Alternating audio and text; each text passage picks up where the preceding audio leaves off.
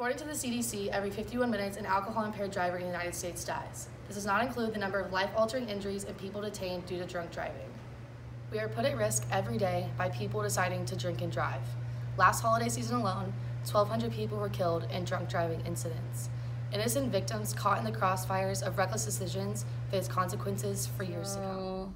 I was 20, and I had a really close friend that I grew up with. He lived in the neighboring town from me, so like 10 minutes away. We were really close in high school, and then I was in college, obviously. And it was over Thanksgiving break, so it was like that weekend. I think it was a Thursday or a Friday before Thanksgiving.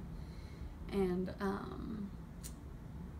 so we were all like back in town for Thanksgiving break with our families, and I remember I was sitting on the couch in my parents' home, and my best friend and roommate at the time was actually dating my friend that passed away's boyfriend. So she found out before me, and she called me on like a Friday morning or Saturday morning or something like that, and she was like, the first thing out of her mouth was, "Matt Soper died." And I was like, who? Like, you know, you don't think that you heard her right. And she was like, yeah, I said Matt Soper. And, you know, you can't believe it. You're in shock. You're like, what happened? He was by himself, and he had been drinking with friends. You know, we all get excited when we go back home and get to see our friends over Thanksgiving break, and had a couple beers. They were like sitting in a hot tub just hanging out, and then he drove home by himself. And he lives in the country, so it was like all back roads. And no one knows obviously what exactly happened because he was alone, but they think maybe an animal jumped out in front of him, but he had swerved off the road and took his truck like up a tree, and no one drove by. They didn't find him till the morning, so we don't know if like he died instantly or he was in a lot of pain, but he died on the side of like a dirt road, like less than a mile from his house.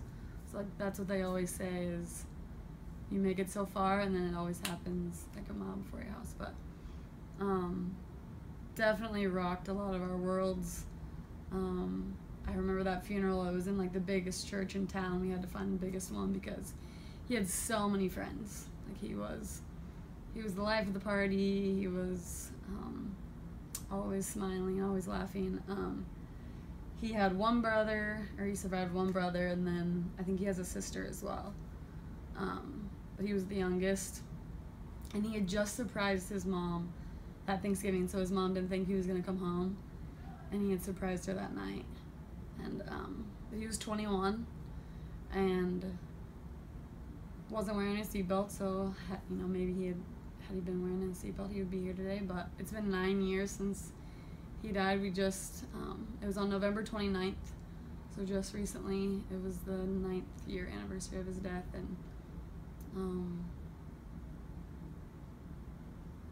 definitely after that experience you learn that it's not worth it. Like, you need to make sure that you have a plan before you go out, you know. Are you going to stay the night at your friend's house? And there's so many options for kids these days with Ubers and taxis and all those different things that it's a lot safer for you to get home, but it's seriously not worth it. Even if you think you've had a couple beers and you get a DUI, I mean, that's like a $2,200 bill, and it's on your record for the rest of your life, and can hurt you from getting jobs and all.